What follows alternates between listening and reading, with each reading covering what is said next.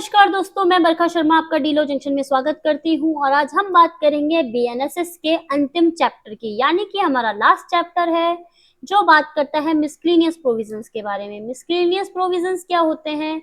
जो कहीं पे भी नहीं आता वो यहाँ आता है, मतलब जो कुछ बचा खुचा है और इम्पोर्टेंट है, मतलब जो लगता है कि भाई इस एक्ट में आना चाहिए था और वो पहले किसी सेक्शन में नहीं आ पाया है तो उसको मिसक्लेनियस में डाल देते हैं। ठीक है, सेक्शन कवर करता है 520 से 531 तक। जब हम सीआरपीसी की बात करते थे तो आता था चैप्टर नंबर 37। चैप्टर नंबर 37 भी किसकी बात करता था? मिसक्लेनियस प्रोविजंस की बात करता था 474 से 484 तक। ये जो सेक्शंस थे ये भी मिसक्लेनियस के बारे में बात करते थे। ठीक है, क्योंकि हम क्या कर रहे हैं, बीएनएसएस ने किसका जगह ली है? सीआरपीसी की जगह ली है।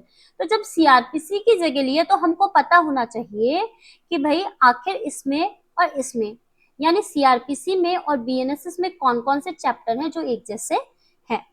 ठीक है, जो सीआरपीसी है उसमें आते थे 1 से लेके 37 चैप्टर तक और 1 से लेके 484 सेक्शंस तक आते थे।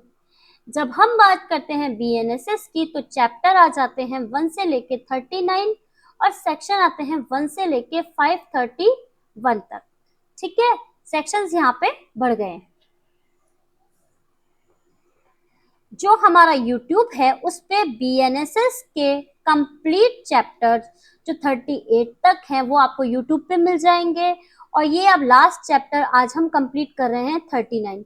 इसके साथ ही आपको क्या होगा, बीएनएसएस के चैप्टर नंबर 1 से लेके 39 तक YouTube पे अवेलेबल मिल जाएंगे, आप जाके देख सकते हैं जिन्होंने देखना शुरू नहीं किया है। साथ ही बीएनएस है जो हमारी, जिसने आईपीसी की जगह ली है, वो भी हमारे YouTube पर अवेलेबल है, कंप्लीट अवेलेबल है, आप जाके देख सकते हैं।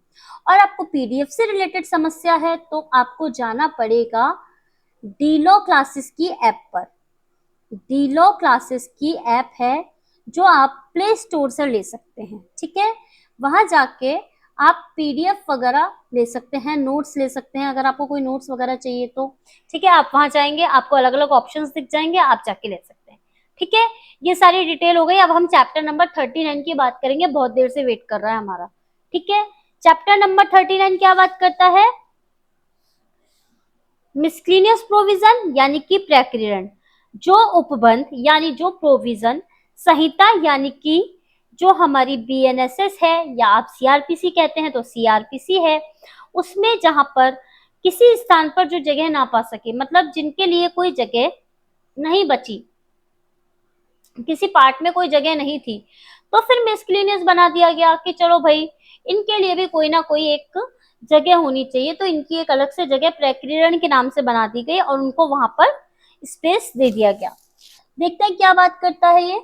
आप जैसे कि जानते हैं, जो लोग हमारे से कंटिन्यू पढ़ रहे हैं वो जानते हैं कि हम जब भी किसी चैप्टर को स्टार्ट करते हैं तो उसकी एक इंडेक्स मेंटेन करते हैं, जिससे कि हमें पता चल जाता है कि आखिर इस चैप्टर में हमको क्या बताया गया है, एक ओवरव्यू मिल जाता है कि हमको इस चैप्टर में ये चीजें पढ़नी है।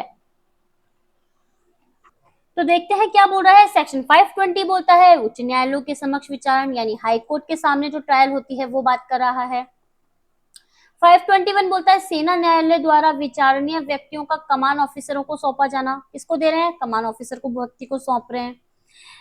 522 कहता है प्रारूप क्या होगा। 523 कहता है उच्च न्यायालय के नियम बनाने की शक्ति आती है। 524 बोलता है कतिपय मामलों में कार्यपालक मजिस्ट्रेटों को सौंपे गए कृत्यों को परिवर्तित करने की शक्ति, यानी जो एग्जीक्यूटिव मजिस्ट्रेट को काम सौंपा गया है उसको चेंज, परिवर्तित करने की पावर दे रखी है। 525 बात करता है वे मामले जिनमें न्यायाधीश या मजिस्ट्रेट के तौर पर ना बैठना। ठीक है, 526 विधि व्यवसाय करने वाले अधिवक्ता का कुछ न्यायालयों में मजिस्ट्रेट के तौर पर नहीं बैठना, मतलब ऐसे कौन कौन से केसेस होंगे जिसमें कोई वकील है जिसने अगर वकालत करी है तो वो उसमें जज के तौर पर नहीं आ सकता।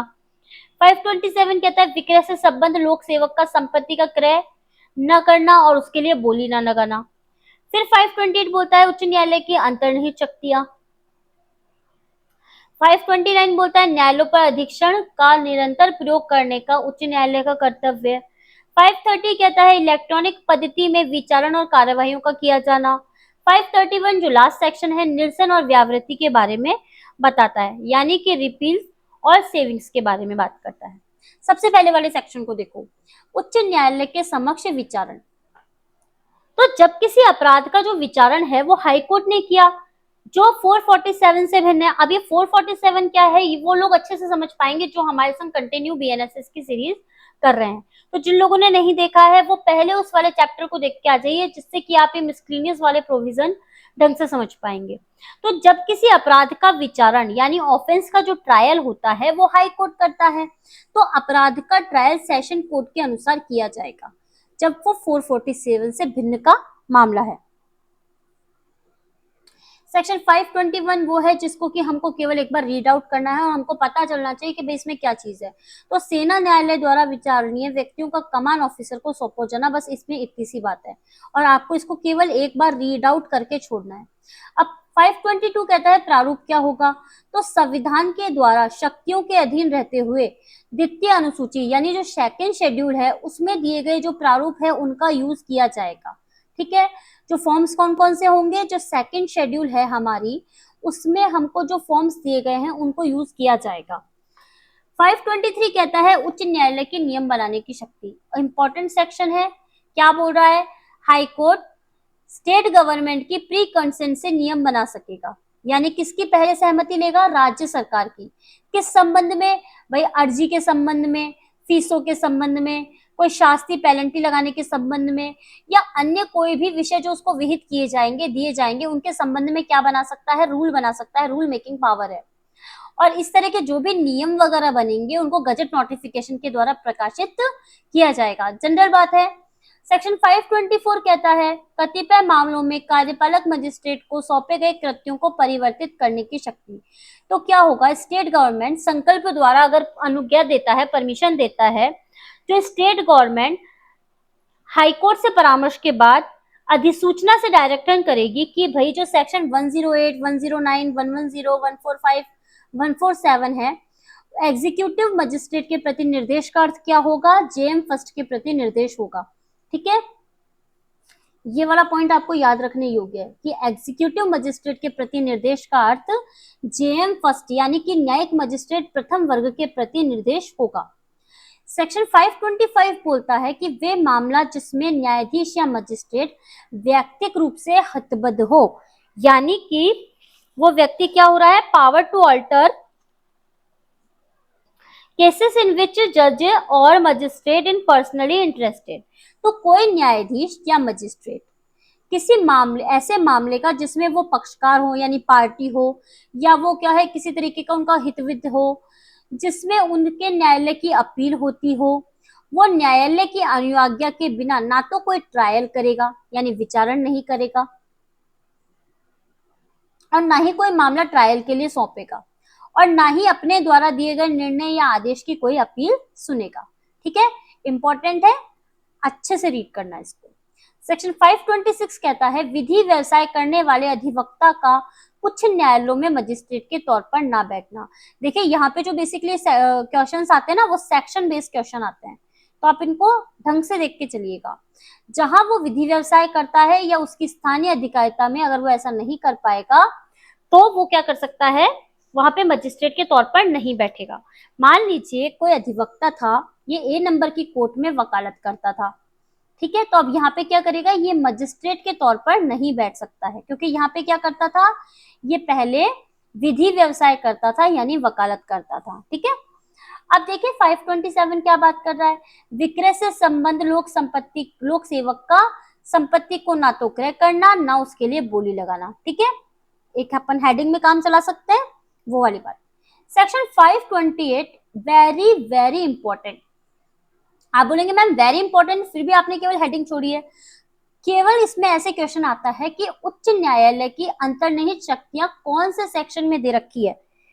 जब हम सीआरपीसी की बात करते थे ना तब 482 आता था, 482 में आती थी उच्च न्यायालय की अंतर्निहित शक्तियां।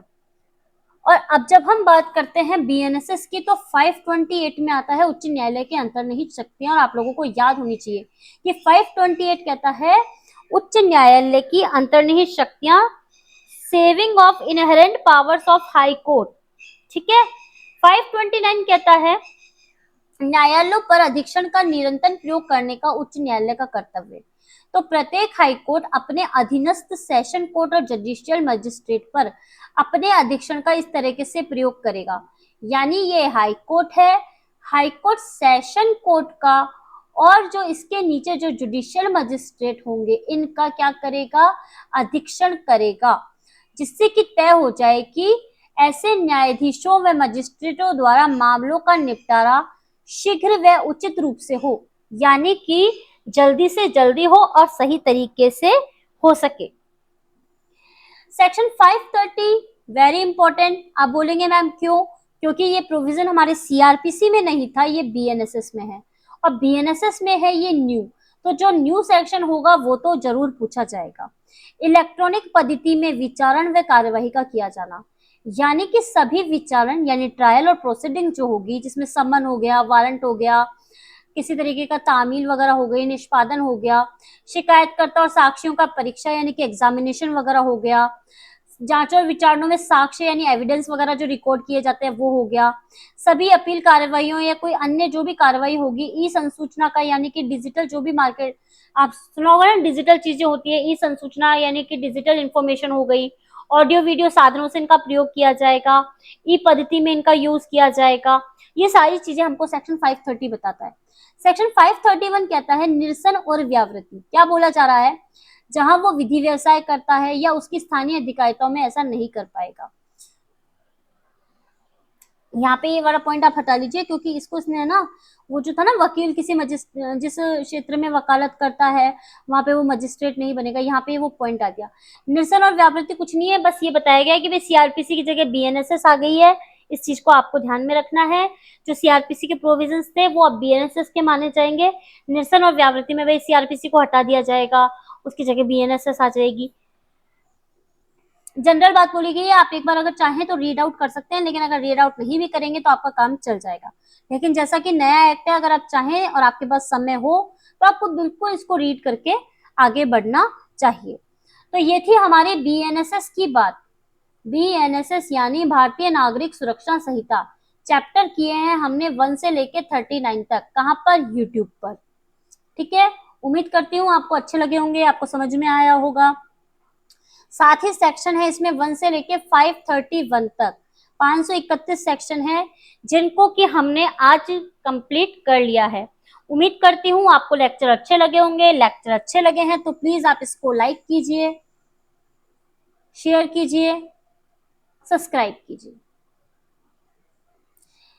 साथ ही अगर पीडीएफ चाहिए तो डीलो क्लासेस की ऐप को डाउनलोड कीजिए। टेलीग्राम चाहिए तो टेलीग्राम पे अगर जुड़ना चाहते हैं तो भी आपको डीलो क्लासेस की ऐप पर ही आना पड़ेगा। डीलो क्लासेस का चैनल है, सॉरी डीलो क्लासेस का चैनल बना हुआ है, आप उस पर जाके हमसे ज्वाइन हो सकते हैं। मेरे द्वारा जो प्रयास किया गया है इसमें मैंने आपको पूरी डिटेल में वर्ड टू वर्ड समझाने की कोशिश की है। उम्मीद करती हूँ आपको ये लेक्चर अच्छे लगे होंगे। इसी तरीके से अपनी पढ़ाई आगे करते रहिए। मिलते हैं हम एक नई सीरीज के साथ। Thank you so much.